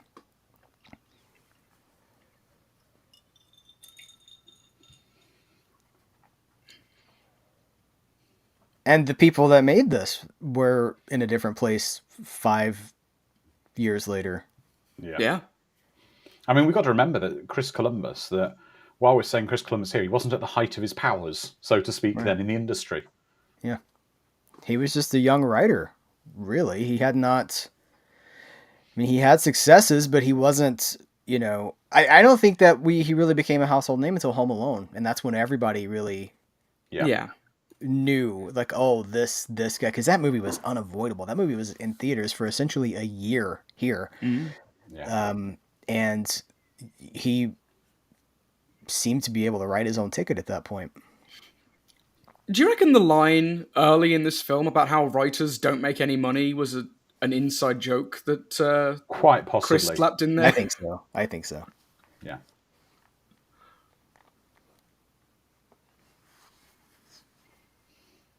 Do you know what? Remember But that this is time the old man tried this and he fell to his death? yeah, but I'm happy with this. This is a bit of proper kind of. All right, there are certain ET inspired moments, maybe. Is that Ryan Gosling as young Hercules? But I'll take it. I like the idea that they've managed to get the flying bicycle. Yeah, it's whimsical. Yeah. It feels more Willy Wonka than E.T. to me. I don't know. Maybe it's because it's England. I don't know.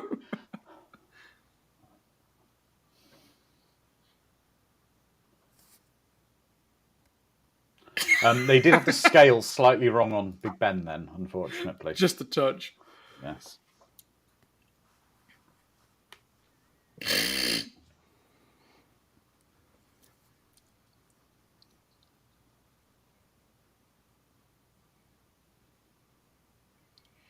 It's very similar in parts too. There's a British. Oh gosh, I don't know if Heath would know of these. In the 60s and 70s, particularly in the early 80s in the UK, there was a series of kids' films made by something called the Children's Film Foundation, British films. One of the most famous being a film called Spaceball, not Spaceballs, about this little ball. They're very cheap, low-budget British films where all the kids were from London. They're like, here, come over here. No. They're all properly British sort of London kids from stage school. And there was one in the 70s called Skybike, which has got a wonderful 70s kind of theme song. It's the lyric of just Skybike repeated over and over again. And it's a very similar thing about this inventor who invents a bicycle with wings that they have to pedal that looks very much like that to take part in a competition. It's very, very British and kind of That inspired. sounds good. I like the Britishness. That's what I like, the Britishness of this film. You had me at Skybike. Right? I want one for Christmas. I figured it out. This is a prequel to Stargate. Gonna get the God of War coming through soon and saving everyone. Man, I miss Stargate. Wow, Mad Matt. That is frighteningly accurate. He's just posted the poster for those magnificent men in their flying machines with a flying vehicle.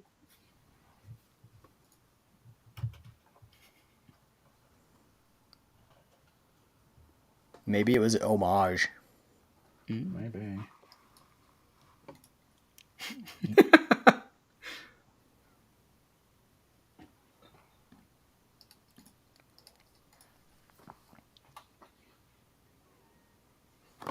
So Lizman says, okay, killing the guys who robbed the tomb and killed everyone in the village responsible, killing a bunch of innocent women to replace the missing mummy is probably a step too far. I don't know. If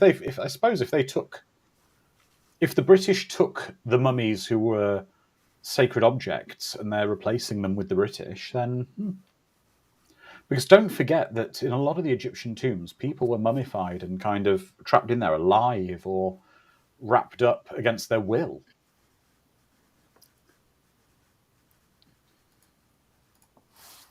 Did you make an educational moment out of that? And I can set you up for it. And you can be like, well, Heath. I can be like, wow, it's a good thing that nobody was ever really buried like this. Well, Heath, actually, it's interesting because back in ancient Egyptian times. That's right. And I could go, tell me more.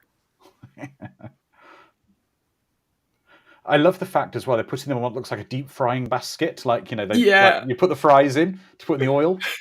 That's what they're doing, aren't they? They're deep frying her.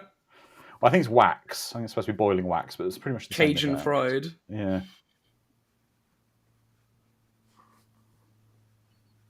And I know that obviously that giant kind of iron chandelier he's on is obviously stabilized correctly for him to be on there, but I just think that looks terrifying to be up there. I'm not a fan of heights.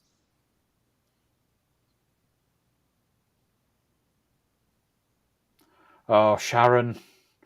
Sharon, who has the nightmares and fears of drowning. New nightmare, being wrapped up and deep fried, worse than drowning. Because last week we had, of course, in There you Superman go. movie, Lois choking to death on dirt. We are nothing but purveyors of new nightmares. There you go, Sharon.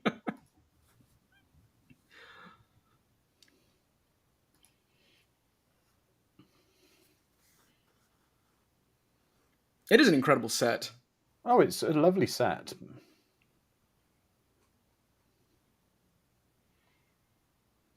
Where was this filmed? Is this like at Pinewood? I'm gonna go I check. believe it was, if not Pinewood. I just assume British production filmed at Pinewood. Yeah.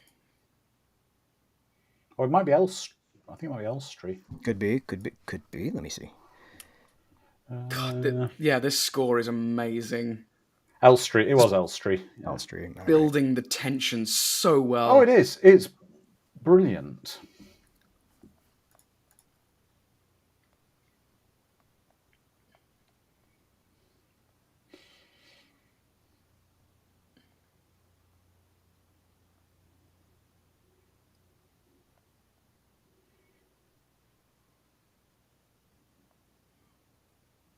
Oof. Ow, it stings. I was going to eat that mummy.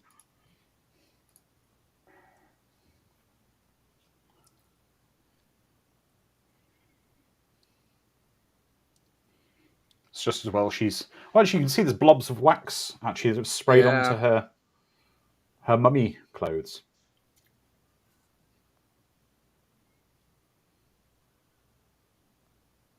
I've gone down a research rabbit hole for the composer now. Because it looks like once you're friends with Spielberg, you're always friends with Spielberg. Yeah. Okay. Good friend to have. Oh, I love this bit. This is great. This is why you need good cardiovascular lung power. All right, hold on. So composer for Tombstone? Tiny Toon Adventures? Oh, is this Bruce Broughton you're referring to? Yes. Yes.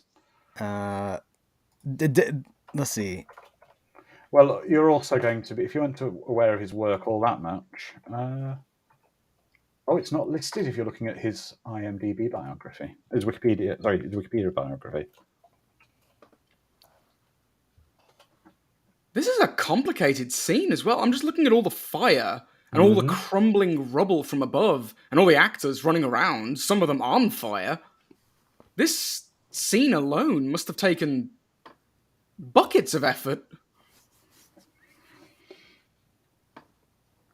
He wrote the Epcot Overture and Spaceship Earth. Oh, wow. Okay, great. He's done quite a lot of Disney composing. From the golden age of Disney composing. Yeah. Well, second golden age. We can't No. top Walt's The era, Sherman. but Well, the Shermans, no. yeah, But he the Parks era, we'll say. Yeah. He was the one who retooled the Soaring theme from Soaring over California to Soaring around the world when the score had to be readapted. He also, another thing he's written that isn't connected with that directly, he's the composer for the Orville. Oh.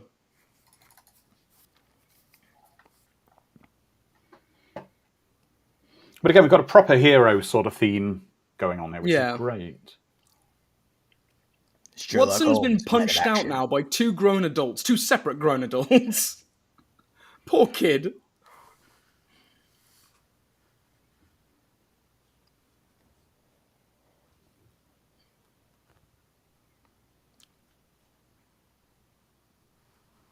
I think I miss seeing proper fires in movies like that. Yeah.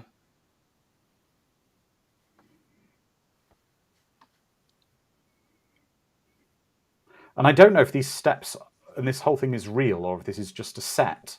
but it's so big and vast and just grimy looking for sort of a cellar. Yeah. I love the ambient lighting as well that you keep seeing everywhere. Exactly. So Eric's saying, I'm really surprised. I've never seen this before. So everybody who's watching this now with us, Yeah. can you let us know if you've never seen this before and if this is your first time seeing it?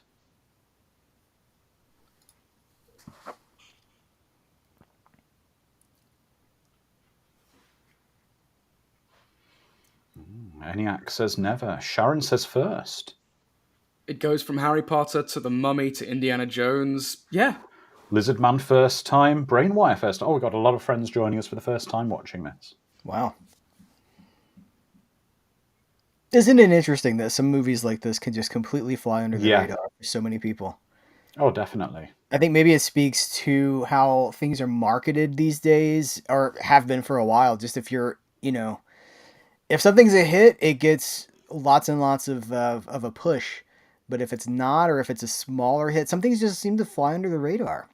Yeah, if it's a flop, and undeservingly so, like The Thing or Blade Runner, that gets a lot of attention as well. But something like this, that is just really good, didn't blow like the box office away and didn't suck horrifyingly, it has just gone completely unnoticed by people like me and a lot of our chat. And it's a shame. Well, I was telling Heath a while ago, the last time this was on British TV was very much, you can see why I say this is a Christmas movie. And I think you said, Lisa, in your when you interviewed her, she said this was a Christmas movie as well, sort of for the UK. Heath, you were saying about Christmas movies that were not Christmas movies, but are. She didn't say that. It's just it's a line between this conversation and the video that she and I just made. Yeah. But I mean, this is very much a Christmas movie, especially in the UK. The feel of it, but it was actually shown in the UK last on like the 4th of January at like 3 a.m., which is just, this is a perfect. But all right, it's not a Christmas Day movie. This is a perfect, in the days running up to Christmas movie, or in the period between Christmas and New Year's. It's that kind of movie. Perfect sort of afternoon family movie. I want to have been in the writing room when they came up with the way Watson saved the day then, because like Lizardman has said, clever Watson, very clever. That was awesome, seeing how he solved 2 problems with 1 rope and a grappling hook.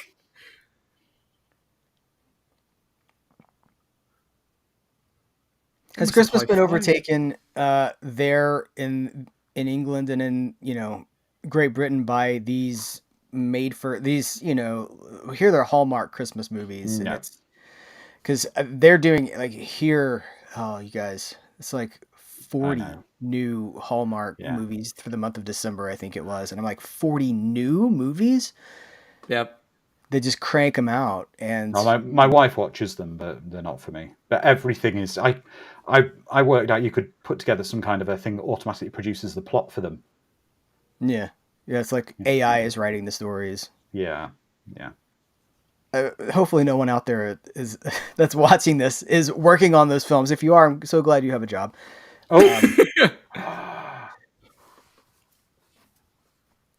Didn't see that one coming, did you guys? No.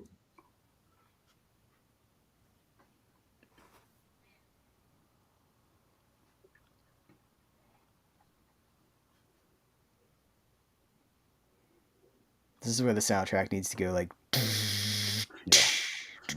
And he needs some witty one-liners.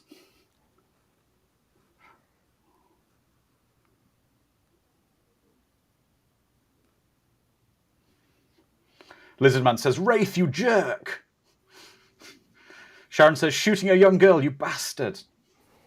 And James Hellier's talking about Viewmasters. Well, not everyone was too young. Yes, I remember Viewmasters. I bet Heath had a Viewmaster as well. Oh, yeah.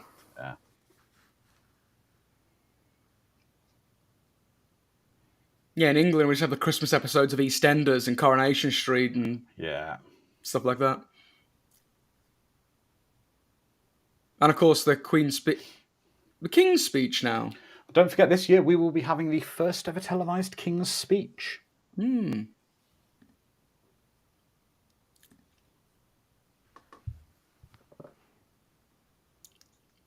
You fight like an undernourished child. Yeah.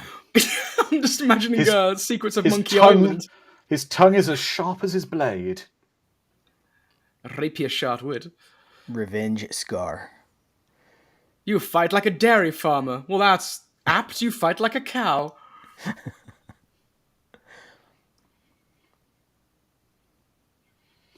I'm enjoying this though, because this is some proper old-fashioned sort of sword play, and Yes, I was about to say, why aren't there sword duels anymore in, well, Star Wars movies, I suppose? It's not the A meat same. hook? it's This not. is Not the very. same. It's very old fashioned, and it almost feels like it feels like a throwback to Golden Age of Hollywood with Errol Flynn Yeah. and Basil Yes. Rathbone It's very fighting up much the like staircase. Basil Rathbone kind of Sherlock Holmes Yeah. type sword fight. Yep. I do think that there are Rathbone nods all throughout this movie. Oh, definitely. I mean, I think one thing that they've done really well. And again, we'll discuss this because everyone who's watching, please stay with us through the end credits. We'll explain why, and you'll see why. It kind of keeps you going too. It doesn't really fade to black ever, and it keeps you watching. So you're like, what's happening? They're on a frozen lake now, aren't they? Yes. Well, frozen dock. Yeah. As established by, yeah. Oh, lovely! I love that little visual It's like effect. the reverse of Obi-Wan versus Anakin, but with It's ice over. instead of lava. Sherlock, I have the low ground. This time the student paddles you. That's a paddling. Okay, you went Shakespearean for a moment there.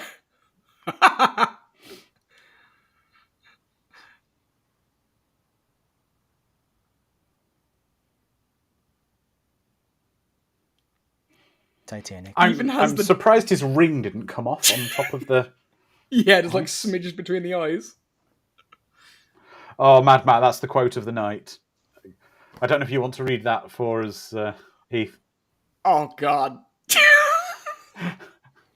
Wait, where is it? In Discord, Mad Matt 42. Just above. Fight me or else.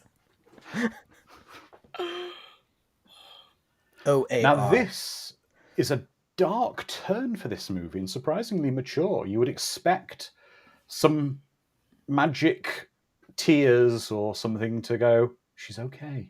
Yeah. The Where's ambulance. Tinkerbell when we people need still her? alive. Yeah. And he says, I'll never love again. Mm-hmm. I'll be cold and distant and addicted to drugs for the rest of my life. Yep. But I'll do a lot of good. Mm.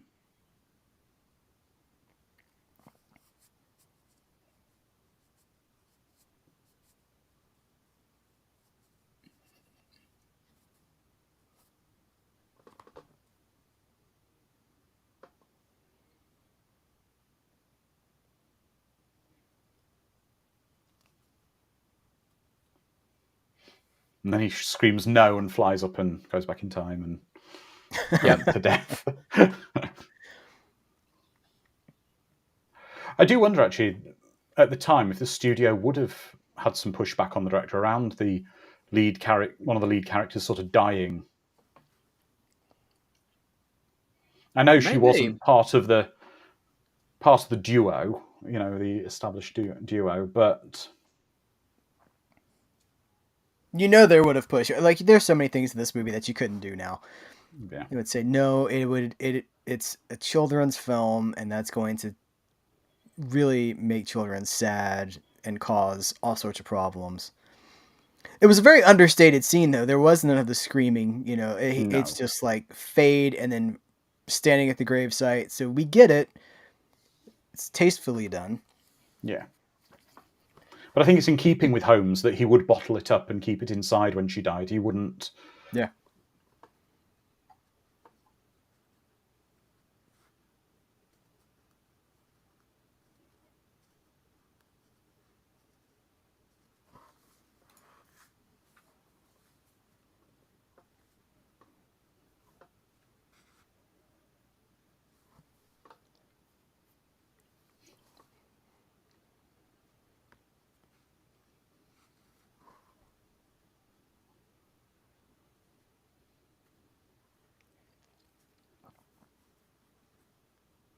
Now, that's dedication. Is that a holy hand grenade? That is. It is the holy hand grenade. Every British school comes with one, used in case of emergencies. I love the fact the nanny was called Mrs. Drib. Mrs. That's a Drib. proper school matron name, Mrs. Drib.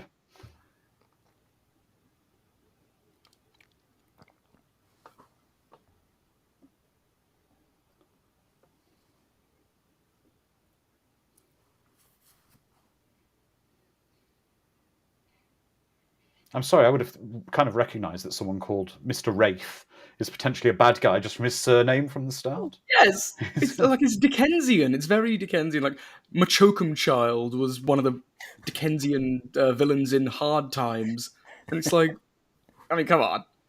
If anyone's going to be evil, it's Machokum Child.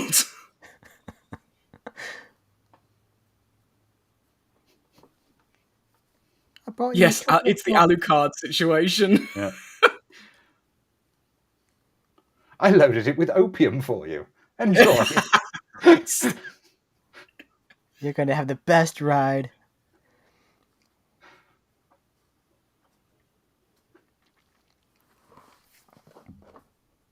We're running out of movie. I got to check my notes and see if there was anything I wanted to talk about. That's okay. We've got a few minutes left, and we don't have to finish, of course, exactly as soon as the movie ends. The Holy Hand Grenade of Antioch. It was. Remember, well, I'll see you after you become a doctor.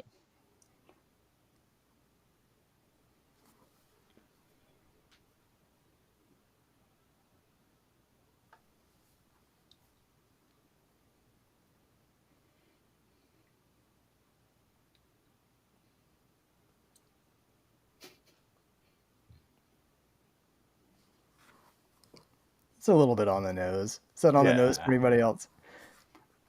I think Bubbles should have come out. She's like,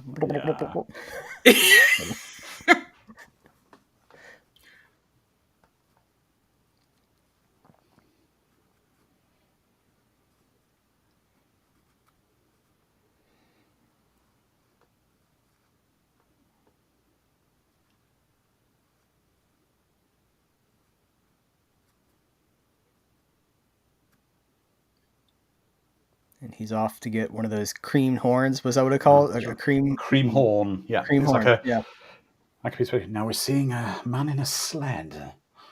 But everybody, that was young Sherlock Holmes, and I will interrupt our comments when we get to a thing in a moment. But everybody who has seen, if you've seen this for the first time, or you've not seen this for a very long time, I mean, Dennis Muren. We've got Dennis Muren, got a legend. Dom, as the on-camera newbie to this, what do you think? This was great. I'm upset that I didn't see this younger. This is amazing. It's such a fun movie. Exactly. It's I'm glad to have shared it, and please spread the good word. Yeah, spread the good word. Let's get a sequel made. Well, let's do it to your friends. This is a massively underappreciated, great movie. Pepjin saying, thank you for introducing us to this masterpiece. It's wonderful. We've got Eric saying, I'm going to rewatch this with my fiance. I know she'll love this kind of movie. Sharon saying, what a fun movie. Lizardman saying, great fun, nice little mystery. Sharon saying, I can't believe it escaped my notice all these years. Phonic, very good movie. Haven't seen it in a long time. Holds up very well. Heath. It warms my heart to know that treasures like this can still be unearthed for me. Yeah. Go on, Heath, give us your summary of it. I think it's great. It makes me sad that they don't make movies like this anymore that have... I don't know why Steven Spielberg stopped doing this. I feel like Jurassic Park in 93 was sort of the dividing line in his career, both as a producer and as the Amblin guy. And we could have movies like this, but for some reason they just don't make them. Everything has to be these huge, big special effects spectacles. This is just very... It's character driven, but it has a lot of excitement. It has genuine peril for kids, which I think I know when I was a kid, I connected to things like that because I felt like I wasn't being pandered to.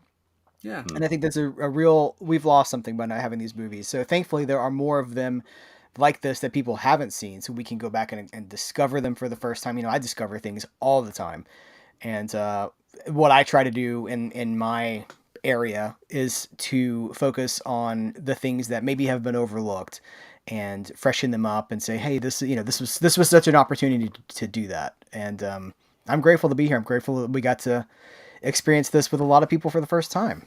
Yeah, thank you for joining us, Heath. This has been absolutely brilliant. So we're just going through these credits, which is there's something at the end, guys. But this is just brilliant. This film, it's the kind of movie, like you say, they don't make anymore because it doesn't pander to kids, nor is it a movie you can't watch with an adult where they'd be like, oh god. Mm-hmm. I remember with my niece when she was younger, I had taken to see an Alvin and the Chipmunks movie. My god, so that was I've had more pleasant dental work, but this is the kind of film. This is they call this a family film, and that's what this is now. Oh, everybody, here we go.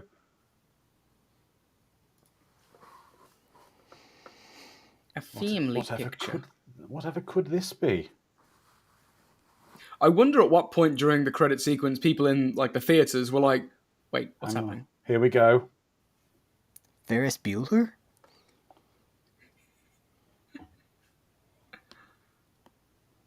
Oh. Go on, Dom. You can do the Home Alone comment. Wait, the Home Alone comment? No, the Home Alone. Oh, and I think with your face, yes, Moriarty. Moriarty. What? That's right. He was Moriarty all along. They couldn't resist it, could they? I'm happy with that though, because I am too. I'm happy with that because I think he, as was seen, the actor who played Wraith was actually he went on to portray Sherlock Holmes later, and I think because they are supposed to be mirrors, mirrors of sort of each other. He worked really well in it. I think again the cast was great, everything was great about that. But yeah, I'm just going through some of the comments from our community, and Sharon saying there he is, Moriarty. There are a lot of treasures waiting for us to find them. Onzi saying, welcome back, Onzi. I love this teaser at the end with Moriarty. Mad Max says, like, Skeletor lives at the end of He-Man. And back in the 80s, we didn't watch the credits too much. That's right, Sharon. But that was absolutely fantastic. But Heath, what have you got on the go at the moment? You were saying you've got a video with Lisa Downs. Oh, yeah. I haven't put that up yet. I'm not sure what day. That'll go up one day this week. But I talked to Lisa Downs, the director, the filmmaker behind Life After Flash, Life After The Navigator, and the forthcoming Life After Atreyu. And we talk about Christmas movies, movies we watch at Christmas that aren't actually Christmas movies. And I will, such as this one, which did not actually come up. Or maybe I might have referenced you, Andrew. I might have said, because I knew I was doing this. But that's what it's, so that's coming up in the next few days, and some Christmas reviews, and then I guess that's on to the best of the year stuff. Well, that's going to be fantastic. That's something we're really going to be looking forward to.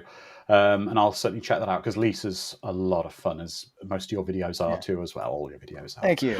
But just to say, everybody, we will be back in 7 days with our last live watch party of the year. And we will be watching, this is for our American friends, we will be watching a fantasy movie. Sorry? Jim Carter. No, we're not watching Jim Carter. It's a Christmas movie. We will be watching Santa Claus the movie. Now then, this is not the Tim Allen Santa Claus with an E. This is directed by Janoc Schwartz, and it's a Soulkind production from 1985. For our friends in Discord, I've posted a link to the trailer. That is what we'll be watching and discussing. It's a very interesting movie, which was, again, a massive budget financial flop that's huge in the UK. Oh, thank you, Mad Matt. Well, thank you for commenting it. They've flown by. Apparently, it's our 150th watch party today. Oh, wow. So that's wonderful. Thank you so much. It's been a pleasure being here with you all for this. So, everybody, please stay safe, look after each other, be kind, and we will see you in 7 days, and we'll have a wonderful time going through Santa Claus the movie. But like I say, it's our last live watch party of the year. So everybody, thanks once again. Bye-bye. See you later.